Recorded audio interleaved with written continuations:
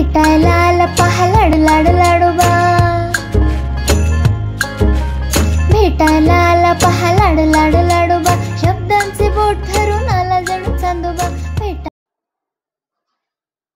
नमस्कार बालमित्रांनो, आज आपण लाडोबाच्या दिवाळी अंकातील सत्यवान सुरळकर यांची गणिताचा पेपर ही कथा ऐकूया.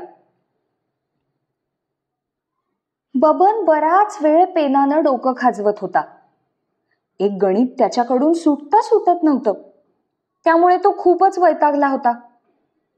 हे गणित मला सोडवता आलंच पाहिजे असं म्हणून तो ते गणित सारखं वहीवर लिहित होता आणि चुकलं की ते खोडून पुन्हा तेच गणित सोडवण्याची धडपड सुरू होती. बबनचे 10वी बोर्डाचे पेपर सुरू होते आणि उद्या त्याचा गणिताचा पेपर होता. म्हणून आज रात्रीच त्याला सगळ्या गणितांची प्रकरणं एकदा नजरेखालून घालायची होती. एका गणितावर अडकल्यामुळे त्याचा अभ्यास पुढेच जात नव्हता. खरं तर बबन गणितात खूप हुशार होता, पण उद्याच्या पेपरचं त्याला बऱ्यापैकी दडपण आलेलं. त्या तणावातूनच त्याच्याकडून गणित चुकत होतं. त्याच्या शेजारीच त्याची बहीण मीना अभ्यास करत बसली होती. तिचे 12वी बोर्डाचे पेपर सुरू होते. त्याची खटपट पाहून ती म्हणाली, अरे बबन, काय खटपट सुरू आहे तुझी? सारखं काय खोडतोय वहीवर? तिच्या बोलण्यानं बबनची तंद्री भंग पावली. भानावर येत तो म्हणाला, बघ ना ग ताई, माझ्याकडून हे गणितच सुटत नाहीये. मी वर्षभर गणिताची एवढी चांगली तयारी केली, पण नेमकं आजच मी हे गणित कसं काय विसरलो? आता उद्याच्या पेपरमध्ये माझं कसं होणार? मीनाला त्याचा प्रॉब्लेम लगेच लक्षात आला. ती त्याला समजावण्याच्या सुरात म्हणाली, बबन, अरे एखादं गणित सुटत नसेल तर ते सोडून दे आणि पुढची गणितं सोडवायला घे. परीक्षेच्या वेळी तू जर असं एकच गणित घेऊन बसलास तर मग बाकीची गणितं कधी सोडवणार? पण ताई, उद्या जर हेच गणित परीक्षेत आलं तर माझे मार्क्स जातील ना गो. अरे पण तू एकच गणित घेऊन बसलास तर तुला बाकीची गणितं सोडवायला वेळ मिळणार आहे का? आणि मग तू पेपर पूर्ण सोडवला नाहीस तर तुला कमीच मार्क पडतील. तुझं म्हणणं बरोबर आहे, पण हे एवढं गणित सुटलं तर बरं झालं असतं ग. बबन, परीक्षेमध्ये बऱ्याचदा वेळेला महत्व असतं. वेळेत पेपर पूर्ण करणे हेच तर खरं कौशल्य आहे. जर तू एकाच प्रश्नावर जास्त वेळ वाया घालवलास तर तुझा बाकीचा पेपर अपूर्णच राहील.